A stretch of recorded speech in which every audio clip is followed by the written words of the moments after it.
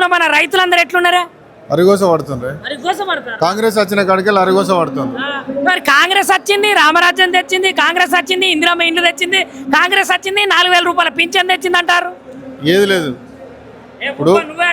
ఇప్పుడు ఇందిరమ్మ ఇండ్లు ఊరికి 4-5 వచ్చినాయి. ఎవరికి ఇచ్చారు? వాళ్ళ కార్యకర్తలకు ఇచ్చారు. అంటే రైతుల పక్షాన అయితే ఏం లేదు. ఇప్పుడు రుణమాఫీ అన్నాడు. రుణమాఫీ ఎంత అన్నాడు? మాట్లాడేటప్పుడు ఎంతమంది రైతులు ఉంటే అంతమందికి ఇస్తా అన్నాడు. ఎంతో కొంత ఇచ్చాడు, మామ అనిపించుకున్నాడు. రైతు బంధు లేదు, రైతు బీమా అయితే అసలే లేదు. కేసీఆర్ సార్ ఉండగా రైతు బీమా ఆగస్టులో కడితే మళ్ళీ ఆగస్టు వరకు 5 గుంటలు ఉన్న రైతు చచ్చిపోతే 5 లక్షల రూపాయలు వచ్చినాయి బీమా. ఈ బీమా అయినా కట్టుడే లేదు. ఈయన రైతు రాజ్యం అంటే ఇప్పుడు కాళేశ్వరం నీళ్ళు ఎత్తిపోతాడు అంటే ఈయనతో శాత కదా. ఎందుకు శాత కదా అంటే అది కూలేశ్వరం అన్నాడు కాబట్టి ఆ కేసీఆర్ సార్ ఉండగా కట్టిండు. ఆయనకు మంచి పేరు వస్తా అని మా రైతులను సాగొడతాడు. ఎవరు? ఈ రేవంత్ రెడ్డి. ఈయన దిగిపోతేనే మళ్ళా మా కేసీఆర్ వస్తేనే రైతుకి ఏమన్నా మళ్ళీ కొన్ని జేబులలో పిల్లలకు పెళ్లి చేయాలన్నా ఏమన్నా అప్పులు కట్టుకోవాలన్నా గప్పుడు అవుతుంది. కానీ ఈ రేవంత్ రెడ్డి ఉన్నన్ని రోజులు వాళ్ళ మూటలు మోసుడు వాళ్ళు చదువుకుంటే బాగా ఇబ్బంది అవుతుంది. వాళ్ళకే ఇబ్బంది అవుతుంది. సరేనే, ఇప్పుడు నువ్వు అయితే అట్లా అంటున్నావు. మరి రైతులు ఎటు కదలకుండా అక్కడికే యూరియా వచ్చేటట్టు సెల్లులల్లో ఆపులలో యూరియా బుక్ చేసుకోవాలనేది కూడా తెచ్చింది కదా. మరి అది మంచిగే కదా. ఏం మంచిగానే. అంతకుముందు ఆటో పంపితే యూరియా ఇంటికి వచ్చేది. మేము ఆటో అయినా చెప్తే పాప షాప్ వాళ్ళు గీపోలే ఇవ్వాలి. కాకపోతే రేపు కేసీఆర్ పడ్డాకనో అట్లా అమ్మినాకనో ఇస్తానంటోళ్ళు. ఇప్పుడు ఆ యాప్లు వచ్చింది కాబట్టి మేము పోతే యాప్ పెట్టుకునే వరకు యూరియా ఉండదు. ఒకసారి ఈడు ఉంటుంది, ఒకసారి ఆడు ఉంటుంది, ఇంకో షాపులు ఉంటుంది. ఆడుకు వరకు యూరియా కొడుతుంది. మళ్ళీ లైను మనకు పాత కాంగ్రెస్ ఎట్లుండనో ఇప్పుడు అదే కోస వచ్చింది మాకు. మరి ఇప్పుడు ఇందిరమ్మ ఇండ్లు ఇస్తా అని చెప్పిండు, 4,000 రూపాయల పింఛన్ ఇస్తా అని చెప్పిండు. మన ఇంట్లో చదువుకున్న కొడుకో కానీ బిడ్డో కానీ ఉంటే వాళ్ళకు కూడా ఉద్యోగం ఇస్తా, నిరుద్యోగ భృతి ఇస్తా అని చెప్పిండు. మరి ఇవన్నీ దొంగ మాటలు అంటావా? అన్ని దొంగ. ఇప్పుడు మన నిరుద్యోగులంతా ధరణ వేస్తున్నారు. వాళ్ళని ఎంట్రీని తాగమన్నాడు. మా పిల్లలు ఉన్నారు ఎంట్రీని దాచడానికి. అప్పుడు బాబు ఈసారి 2 సార్లు కేసీఆర్ సార్ వేసిన మంచిగానే, కానీ ఆయన ఎంతో అంటే ఈయన డబ్బులు ఇస్తా అంటాడు.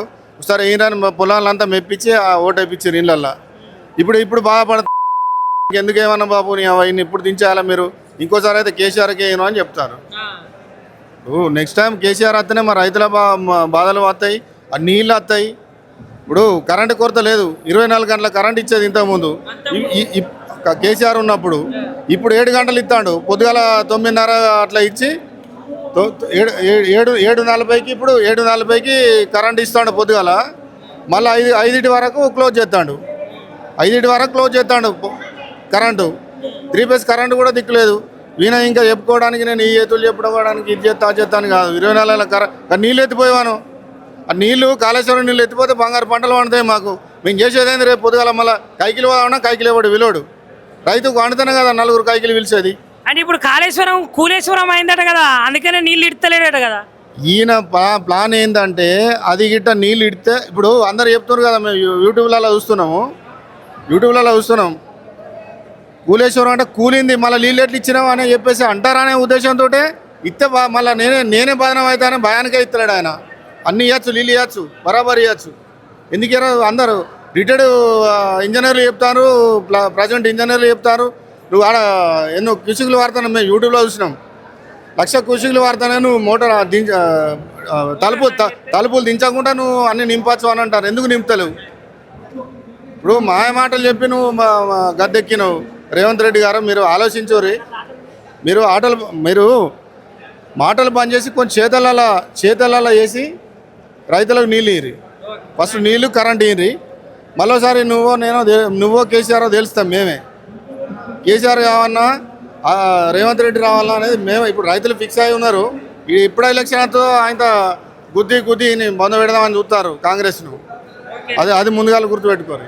ఈ బస్సు ఫ్రీ పెట్టిండా ఆడోళ్ళని విడిచిపెట్టిండు, మగవాళ్ళని ఆగం చేసిండు.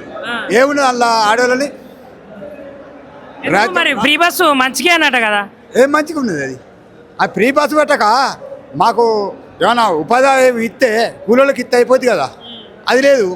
ఫ్రీ బస్సు పెడుతుంది, ఆడోళ్ళు ఆగం చేస్తుంది, దేశాలు తిరగబడుతుంది, రాజ్యాలు తిరగబడుతుంది.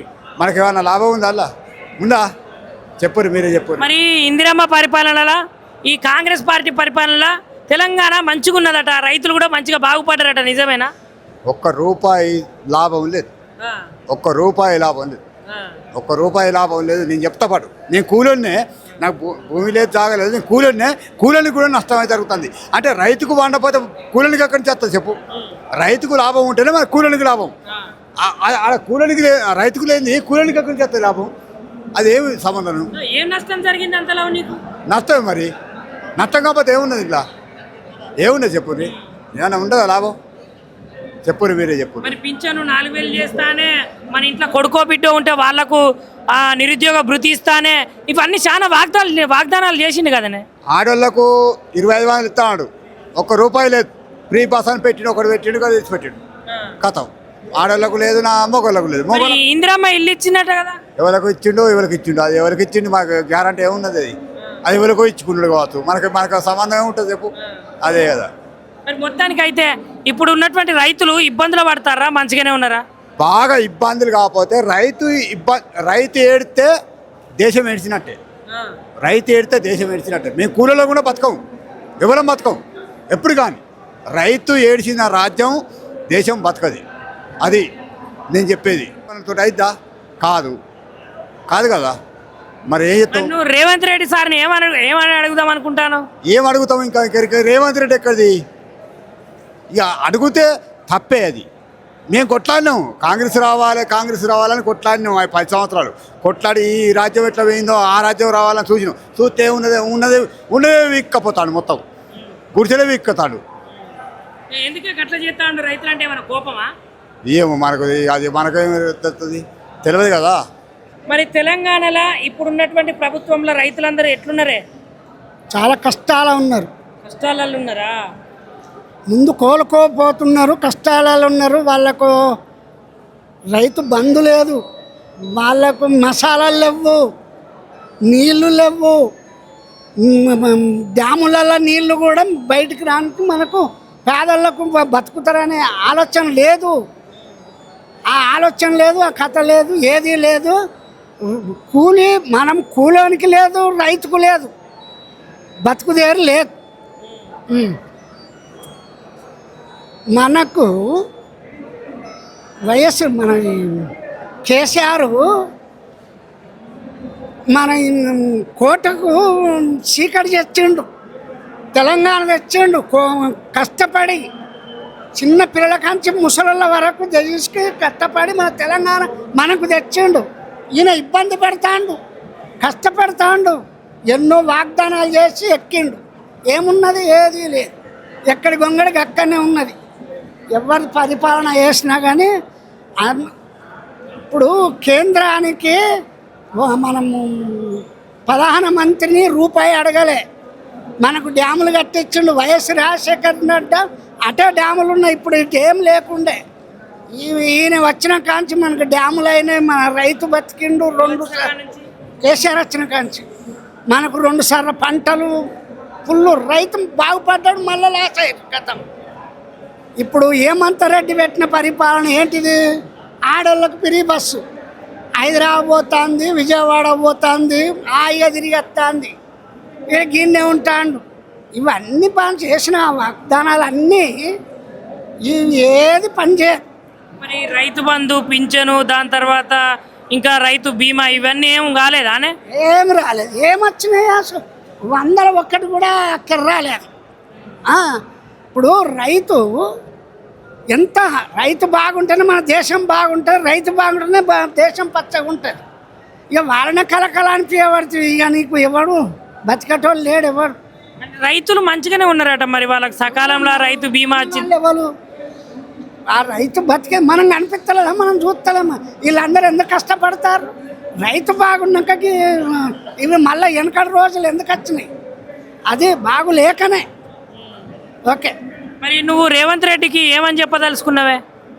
ఏం లేదు, పరిపాలన ఇది అయితే నచ్చుతలేదు, బస్ అంతే. నీకు ఎవరి పరిపాలన నచ్చింది? మరి కేసీఆర్ పరిపాలన నచ్చింది. మరి తెలంగాణ రాష్ట్రంలో కాంగ్రెస్ పార్టీ పరిపాలన మంచిగున్నదా, లేదంటే కేసీఆర్ పరిపాలన అప్పుడు మంచిగున్నదా? కేసీఆర్ పరిపాలనే మంచిగున్నది. ఇప్పుడు కాంగ్రెస్ పాలన కూడా ఇంతకుముందు మంచిగా కానీ ఇప్పుడు మొత్తం చెడిపోయింది. ఇది అనున్న నాయకులంతా మొత్తం చెడిపోయినారు. ఒక కార్యకర్తను కాపాడేది లేవని కాపాడని వాళ్ళ నింపుకున్నాడు. వాళ్ళే చేసుకుంటారు. కానీ ఇలా రేపు ఇలా మళ్ళీ రావాలని కేసీఆర్ వస్తేనే మళ్ళీ ఎప్పటితరంగా నడుస్తుంది ఈ పని. మరి ఇవాళ రైతుల గురించి మాట్లాడుకుంటే మరి ఈ ఇందిరమ్మ రాజ్యంలో మరి ఈ కాంగ్రెస్ పార్టీ పరిపాలన రైతులు మంచిగా ఉన్నారట, నిజమేనానే? ఏడలేరు, రైతులు కొట్టుకుంటారు, ఒక్కొక్కరు ఏడుతారు. కుప్పలు చూసి ఎంతమంది కోసం ఒక్కొక్కరు గ్రౌండ్ అప్ అంటే ఏడ్చారు. ఏది లేదు, అంత డూబుగా మాట్లాడుతాడు ఈయన ముఖ్యమంత్రి. అట్లా కాదే, రైతులకు రైతు మాఫీ రుణమాఫీ చేసిండట, రైతు బీమా ఇచ్చిండట, బోనస్ ఇచ్చిండట, పండించిన వడ్లనే కానీ మొక్కజొన్నలనే కానీ మంచిగానే కొన్నాడట కదా. కొనుడు మాకు కొన్నాడు కానీ సగం సగం కొన్నాడు. మన రైతు బంధు సగం అందరి 3 సార్లు రైతు బంధు. ఇటు మళ్ళీ ఈ రుణమాఫీ చేస్తాడు, రుణమాఫీ వీకింది మొదలు 3 సార్లు వీకింది. అది ఎక్కడ చక్కగా చేసిండు. అంతే, చేసుకున్నది ఏం లేదు. మాటల మంది మాట్లాడు, నేను ఇచ్చినాను గొప్పగా చెప్పుకోండు బయట, అంతే.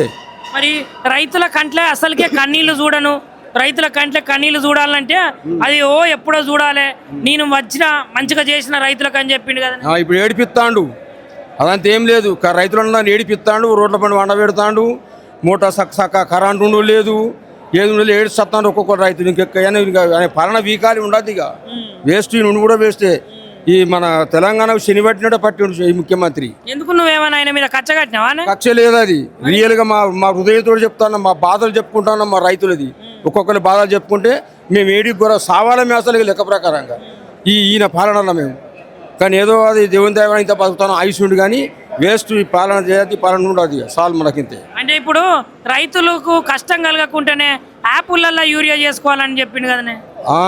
యాప్లలో యూరియా కష్టాలు ఏం ఆయన అనగానే అయిపోతుంది, మనం దొరుకుతాం, మనతో అయిద్దా? నోటితో అన్న ముచ్చటకును చేసే పనికి వేరుంటుంది. నోటితో నూరు మాట్లాడతాం, కానీ చేతులు మనతో అయిద్దా? కాదు. అది అట్లా చెప్పుకునే వరకే, అది అంతవరకే బాధ్యత. అది సరే, నీకు ఎవరి పరిపాలన నచ్చింది? మళ్ళీ ఎవరైతే బాగుపడతారు రైతులు? కేసీఆర్ రావాలి, కేసీఆర్ అయితేనే బాగుపడుతుంది. అంతవరకు దక్క రాదు ఇక కథం. లేకపోతే కథం అయినట్టు నాచినట్టు మళ్ళీ ఒకసారి తెలంగాణకి ఇటు వచ్చినట్టుంటేనే సత్యనాశనం చేస్తారు తెలంగాణను. ఇప్పుడు యూరియా బస్తా ఎంత ఉన్నది ఒక బస్తాకు? అప్పుడు ఎక్కువైందా, ఇప్పుడు ఎక్కువైందా? ఇప్పుడు ఎక్కువ అయింది. 28 బస్తా ఇప్పుడు ఎక్కువ అయింది. అప్పుడు లేని ధర, ఇప్పుడు ధర ఎక్కువ అయిపోయింది. ఇప్పుడు అన్ని ప్రతి ఒక్క వస్తువుకు పెంచిండు, ప్రతి వస్తువు పెరిగింది. అప్పుడు ఎంత ఉంది, ఇప్పుడు ఎంత? ఇక ధరలైనా పురా జ్ఞాపకం లేవు, కానీ అప్పటికిప్పుడు బాగా చేంజ్ ఉన్నది. సగం డిఫరెంట్ వచ్చింది. మరి ఎందుకు రైతుల మీద ఏమైనా పగబట్టిండా రేవంత్ రెడ్డి? మరి ఆ కోపం ఎందుకు అర్థమైతే? మరి రైతులు అంటే ఆయన గిట్టలేరు మనం పాపం. ఆయనకు అంత బాధ ఎందుకు? మరి రైతుల మీద కోపం అవుతుండవచ్చు ఆయనకు. అన్న, ఇప్పుడు రేవంత్ రెడ్డి గారి పరిపాలన ఎట్లుండే, కేసీఆర్ గారి పరిపాలన ఎట్లుండేనే? గత 10 ఏళ్ళు చూసినాం మేము. కేసీఆర్ పరిపాలన చూసినాం, రేవంత్ రెడ్డి గారి పరిపాలన చూసినాం. వాస్తవానికి రైతుల నుంచి మొదలు పెడితే విద్యార్థుల నుంచి కూడా మళ్ళీ కూడా కేసీఆర్ రావాలని కోరుకుంటున్నాం. ఎందుకంటే ముఖ్యంగా లేనిపోని పథకాలు ఇచ్చి మన ఏదో ఒకటి చెప్పి మన గవర్నమెంట్ ఫామ్ చేసిండు కానీ రైతు బంధు ఎన్నిసార్లు ఎగబెట్టిండు అనేది కూడా తెలుసు అందరికీ. విద్యార్థులకు 2 లక్షల ఉద్యోగాలు ఇస్తానన్నారు, అవి కూడా లేదు. మొన్న కూడా రైతులది రక్తం చీరి పొలాలు వేసుకోమన్నారు. అదేనా ఒక రాష్ట్ర ముఖ్యమంత్రి గారు మాట్లాడే పద్ధతి? అదేనా? అదే కేసీఆర్ గారు ఉంటే 6 నెలలకు ఒక్కసారి తప్పకుండా రైతు బంధు కానీ, ఎవరైనా చనిపోయినా కూడా రైతు బీమా కానీ వచ్చింది. 24 అవర్స్ కరెంట్ ఉండే.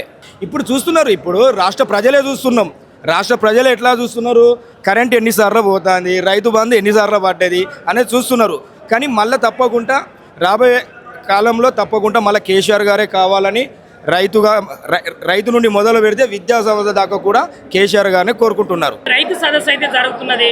మరి చనిపోయినటువంటి రైతులకు, ఆపదలో ఉన్నటువంటి రైతులకైతే బీఆర్ఎస్ పార్టీ అండగా ఉంటుంది.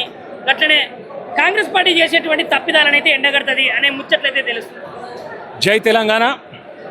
నీతి జాతి లేనోడు పుట్టడబద్దాల పునాదుల మీద ప్రభుత్వాన్ని ఏర్పాటు చేసిండు. అరే హౌలేగా నువ్వు అడిగినావు కదరా నీది ఏ జాతి అని.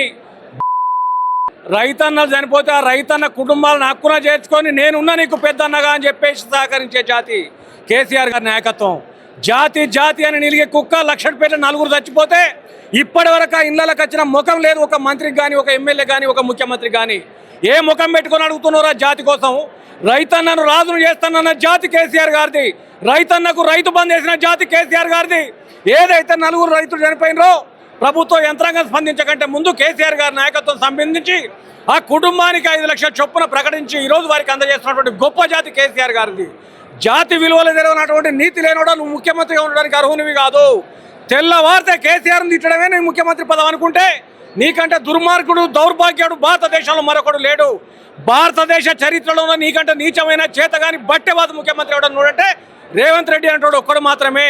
తెల్లవారితే జాతి గురించి అంటావు, కులం గురించి అంటావు, నీ నోటికి వచ్చినట్టు తిడతావు. నువ్వు పాలించిన పాలన ఏందో చెప్పమంటున్నావు, నీ పాలన ఫలాలు ఏందో చెప్పమంటున్నావు, నువ్వు ఎగబెట్టిన రైతు బంధు గురించి చెప్పమంటున్నావు, నువ్వు కట్టినటువంటి రైతు బీమా గురించి చెప్పమంటున్నావు, కేసీఆర్ గారు పెట్టినటువంటి కేసీఆర్ కిట్ ఏమైందని అడుగుతున్నావు. మనమైతే ఇవాళ మంచిర్యాల జిల్లా లక్షెట్పేట దగ్గర అయితే ఉన్నాము.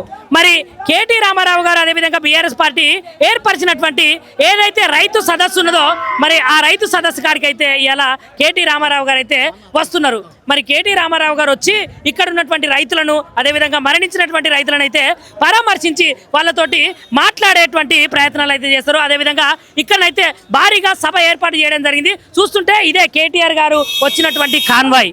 అదేవిధంగా ఇక్కడ ఉన్నటువంటి రైతులైతే అనేక రకాలైనటువంటి ఇబ్బందుల పాలయ్యి అదేవిధంగా ఇక్కడ ఉన్నటువంటి జిల్లాలో కరువు కాటకాలు ఏర్పడినప్పుడు ఏ ఒక్క కాంగ్రెస్ పార్టీ రాజకీయ నాయకులు కానీ కాంగ్రెస్ పార్టీకి సంబంధించినటువంటి ఎమ్మెల్యేలు కానీ లేదంటే మంత్రులు కానీ వచ్చి ఈ రైతులను అసలుకే పట్టించుకోలేదట.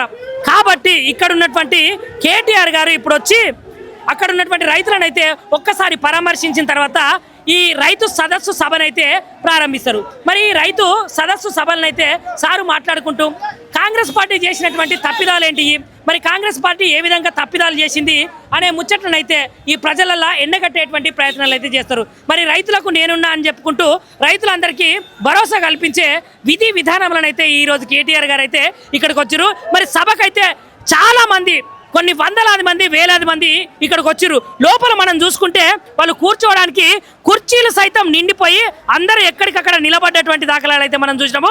మరి ఇప్పుడే కేటీఆర్ గారు అయితే లోపలికి వెళ్ళిర్రు. కేటీఆర్ గారిని చూసుకుంటూ ఇక్కడ ఉన్నటువంటి రైతులైతే జన నీరాజనం పలుకుతున్న వేళ కేటీఆర్ గారు అయితే లోపలికి వెళ్ళిర్రు.